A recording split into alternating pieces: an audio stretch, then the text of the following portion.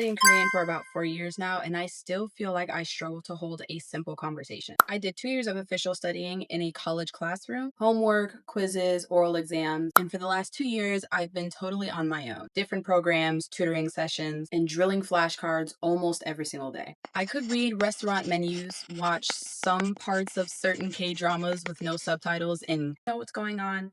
I can conjugate verbs, tell you the difference between formal and informal speech. And then I took my third trip to Korea. Someone would ask me a simple question, something basic, and I would just freeze.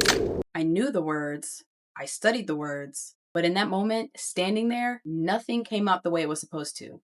I fumbled. I switched to English. I smiled and nodded along like I understood what they were saying. And I remember walking away from those interactions feeling so frustrated because how have I put in 4 years of learning a language and basically have nothing to show for it? And that's when I realized something was broken with the way that I had been studying. I had been treating Korean like a subject to be studied, like something I could master by completing lessons and checking boxes. Finish this chapter, review these notes, took this quiz. But speaking a language, it's not necessarily about what you know. It's about what you can access in that moment when someone's looking at you and when you have no time to think. And I had never practiced that. I had spent years putting information into my brain, but I never trained myself on how to get it back out. Not quickly, not under pressure, and not in real-time conversations where you have to listen, process, and respond all in the same moment. My Korean was stuck in my head and I had no clue how to get it out. Studying Korean and speaking Korean are two completely different skills, and I had only been trying to master one of them. I could recognize vocabulary, but couldn't recall it. I could understand sentences, but I couldn't produce them. I could follow a lesson, but I couldn't follow a person. All that time, I thought all the studying I was doing was prepping me for actual conversation, but I was actually just preparing for tests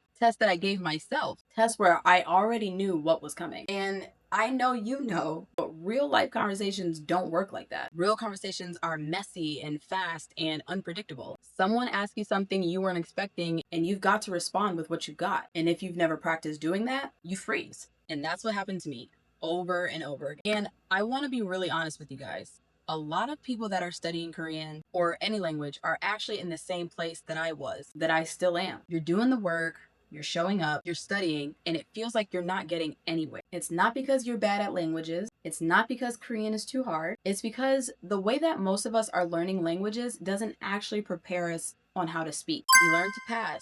We don't learn to talk. I had to completely change my approach to how I was studying Korean. I had to stop measuring my progress by how many lessons I finished or how long my flashcard streak was. I had to start measuring it by how many times I actually opened my mouth and the quality of what was coming out. Even if it was wrong, even if it was messy, even if nobody was there to hear it. Speaking takes practice, an actual practice. Out loud with your voice, not just reading in your head. And I had to get really comfortable at being bad at it. And if you are kind of a perfectionist like me, then you know how hard it is at being bad at something. I'm still learning how to let myself stumble and sound awkward and forget words mid-sentence. And I stopped waiting until I felt ready to get started because I was never going to feel ready until I started doing the thing that was making me nervous in the first place.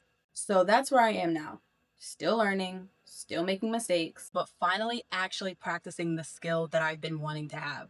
4 years of studying actually taught me a lot, but the past 2 months of actual consistent speaking, that's when things really started to click. If you're in that place right now where you feel like you know so much or you're learning so much and you still can't speak, don't worry. I see you. I am you. And there's nothing wrong with you. You just need to shift what you're practicing. And that shift, it took me 4 years to figure out. I had to rebuild my entire approach from scratch. And what I actually do now looks a whole lot different than what I've been doing. So in my next video, I'm going to walk you through step by step my updated study method, the one that finally got me unstuck, and the daily practice that's actually helping me speak and not just study.